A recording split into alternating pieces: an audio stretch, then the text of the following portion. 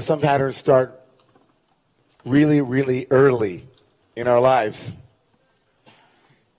For many of us, if we were to find the roots and dig deep, deep, deep to the place where we think things begin, El HaShrashim, into the place of where it all starts, we couldn't go earlier maybe than our own birth, or maybe we could, perinatal, transgenerational, but at least for me, we'll start with my birth. I was late then, and I've never stopped. 2 minutes. So the myth goes in my family, although I don't believe it at all. It must have been more than that. My poor mother, I have a twin brother, 2 minutes later than him. Being late is frustrating. Being late when the thing you're late for is so urgent and so profoundly important that you be on time for it. I found myself there this past week when I was desperately trying to make it back for our dear Carol Hart's funeral. I was rushing to say goodbye. I wasn't planning to be in Boulder when the amazing Carol Hart passed away. So there I was, wanting to have a chance to offer words, stories, reflections on what it was like to be in her orbit. The gravitational pull she had was profound. I wanted to talk about what it was to be the beneficiary of her loving gaze, or her very gentle word of rebuke. After all, as I like to jokingly say to her, you, Carol, were really my rabbi. I wanted to share that, and so there I was, booking a very early flight this last Monday morning, desperately trying to get back, knowing that there was a very short window and almost everything had to align, all the stars and all the planets. Made it into JFK, thought I was going to do it, but then, of course, the bag carousel and the endless petitionary prayer that I offered for my bag to be the next one, and then the obligatory traffic on the way back into the city, and so I was late. Maybe too late. Is there ever such a thing as too late? Our dear brother, Dr. Martin, spoke in his famous speech, Beyond Vietnam, The Time to Break Silence, spoke of a fierce urgency of the now. Of a sense that a moment in history, a moment in culture, a moment in society might actually be at hand, and we might be late to it, or might find ourselves, because of our lack of urgency, in deep regret and deep remorse. A sense that something was there and now it's gone and the ship sailed. The bag didn't come on time, the funeral was over, and all we're left with is an intense sense of missed opportunity, with its gravity, with its burden, with its nagging and gnawing at us. Can it be too late? This is the question that our wisdom scroll wants to place directly at our feet tomorrow morning, around the world, around the globe, in every synagogue where there will be read the story of Va'era, where God will appear to Moshe in the ongoing saga of everyone's resistance to be free. Everybody doesn't want to be free. Pharaoh doesn't want to be free. Moses doesn't want to go. The Israelites don't want to be free. Moses has already come to them and said, hey, I'm here. I'm the guy. Let's go. Hey. And the Israelites are like, no thanks. You are the prince of Egypt. We don't know who you are. And as for God, we're not really sure either. In fact, there was a crisis of redemption that is at the heart of the Yetziat Mitzrayim story, the story of the Exodus from Egypt. At its core is the fundamental truth that we don't want to be free. Or maybe we do. But what's at stake for us, what's absolutely radically at stake is a sense of trust. And the Israelites have no reason to trust either Moses or the God who sent him. And so the parsha tomorrow morning will begin with God's exasperated argument with Moses, his prophet. He'll say to him, Moses, you're wondering why I sent you? I appeared to the prophets, to the Avot, to the patriarchs with the name El Shaddai. I appeared to them with some unique logon code. But I haven't made that known yet to the Israelites who are in Egypt. Ushmi Adonai lo nodati lahem. I have not made that name known to them. They don't know the power that I'm about to unleash. And the commentaries ask, what is going on here with God and Moses? A name, they didn't know this name, that name. What's the difference? What's in a name? One very interesting commentary says here. You see, the patriarchs were made promises. We promised, God said, I made so many promises to them. I promised them that they would have land and they would have progeny. It would be great. Bitcoin, everything. They got it all. But they didn't see it through to the end. They have every reason, and so do their descendants, to wonder whether or not I am someone who can see the job through all the way to the end. When Moses arrives, the Israelites are saying, it's too late. You see, there was this intense urgency of the now about 200 years ago, Moses, when we were already in slavery. And you've come about 2 centuries too late, or 2 decades too late, or 2 minutes too late. The bags and the carousel in Midian were not happening fast enough, and you arrive here in Egypt, and you think it's all going to be good, and then we reject you, and then you go back to God, and God says, tell the Israelites, here's something to remember. And Dr. Martin, I love him and love you, but you know that you weren't absolutely right about this, because here we are again, and it's not too late. Here we are again. As a country, as a culture, as a society, here we are again. And the urgency of now is now, and we're not too late. For many, we are. Not for the children. Not for those who come from S-hole countries.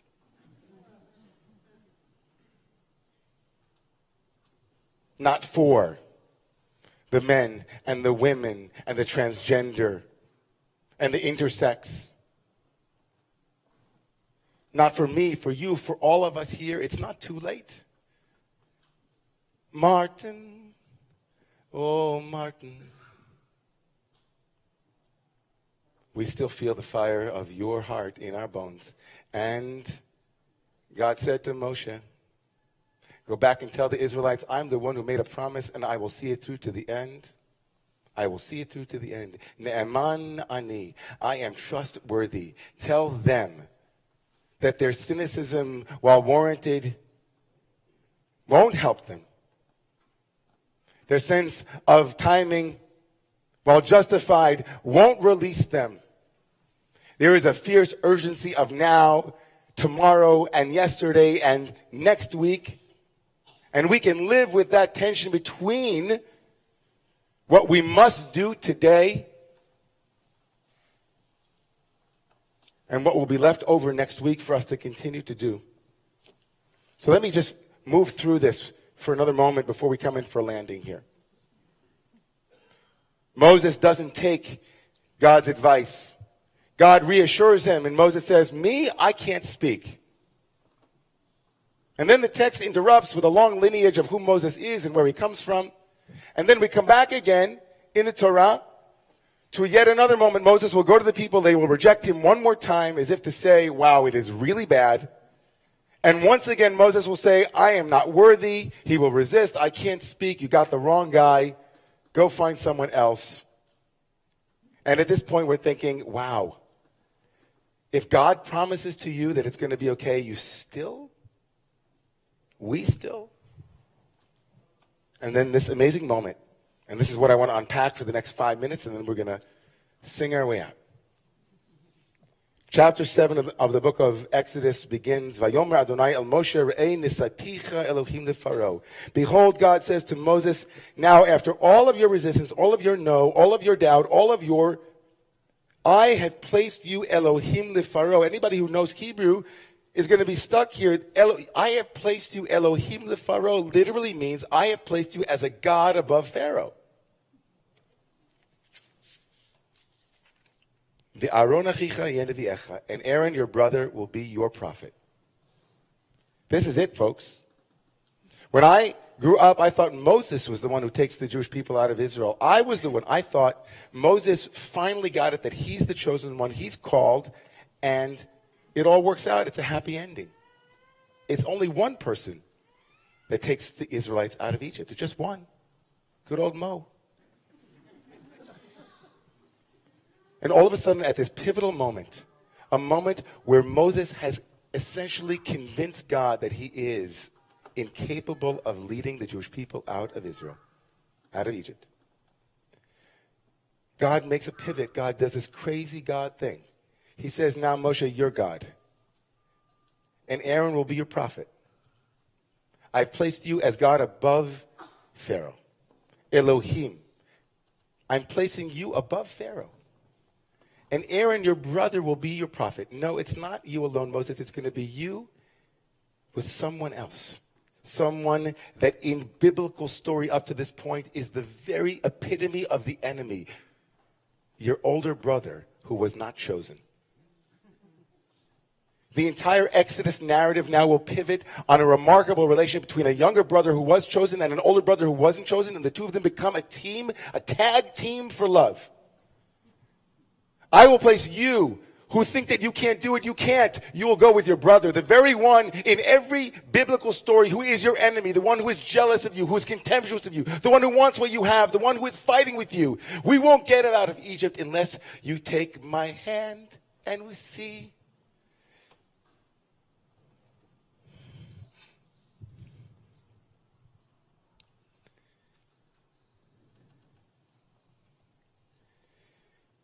That the only way to be free is you and me.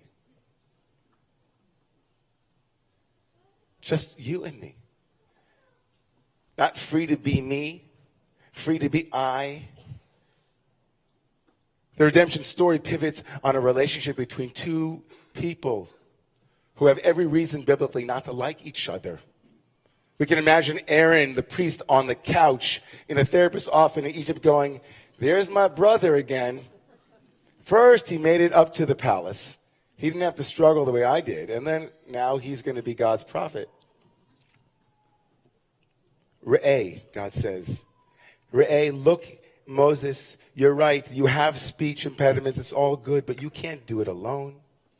Re'eh nisaticha Elohim. I'm making you God over Pharaoh. And Aaron, he is going to be your prophet. Hand in hand, you will lead them out. Hand in hand, you will remind the Jewish people of what it is to be together. Hand in hand. So let's imagine a world like that, where in every Egypt, in every exile, in every narrow place, we say, take my hand. To our Haitian brothers and sisters, take my hand. To our African brothers and sisters, take my hand. Pharaoh doesn't want that. Because Pharaoh understands that the ultimate immigrant in this world is God. The ultimate immigrant in this world is a God who said, welcome me in and I will come wherever you welcome me. That's where I will be. But until you welcome me in,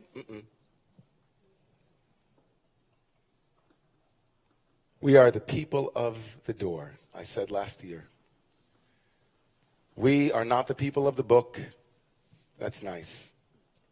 We are the people of the door. We left Egypt through the doorway that every people after us will also walk through. And we are invited, enjoined, required, obligated to be the ones who remember the door and stand by that door. In our homes, in our communities, in our country, in this world, to say, let me welcome you into this place. Moses and his brother together, brothers holding hands, sisters holding hands, cousins holding hands, communities of faith holding hands, cities of trust holding hands, sanctuaries holding hands. Those who resist the tyranny of pharaonic egotism and instability hold hands. Those who call on all of us to remember Brother Martin's words when he said, this is the calling of the children of God. Our brothers and sisters who wait eagerly for our response. He said, let us not imagine that there is something that can keep us from molding a recalcitrant status quo with bruised hands until we have fashioned it into a brotherhood. There is nothing to keep us from molding a recalcitrant status quo with bruised hands until we have fashioned it into a brotherhood, a sisterhood, a world that is built upon ecumenism rather than sectionality.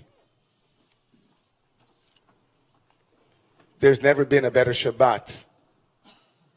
There's never been a better story than this story in which to lift us up this week, a week in which we, as Americans, can hang our heads in shame for a leadership that seeds divisiveness and enmity between us. But welcome a king who invited us to dream, and a woman who sat right here and shined her heart on mine and all of yours for years. In a parsha that is built upon names, Carol Hart sat in our midst, brought her indigenous faith, her belief in the power of the mothers and grandmothers to bring healing, and will be remembered forever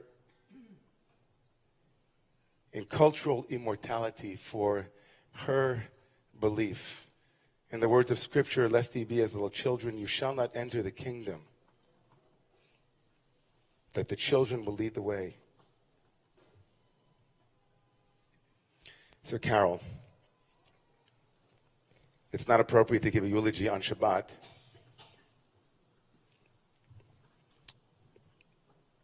And I'm sorry I was late.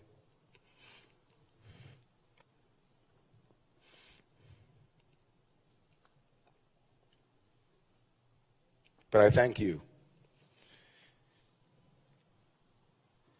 I thank you for reminding all of us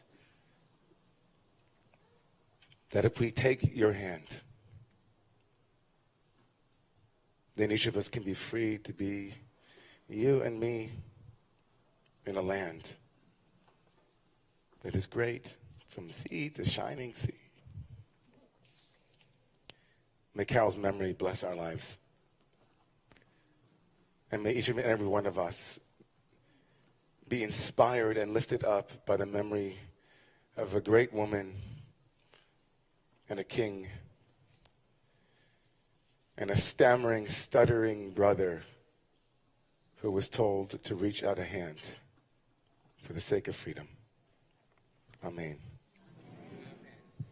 Please rise.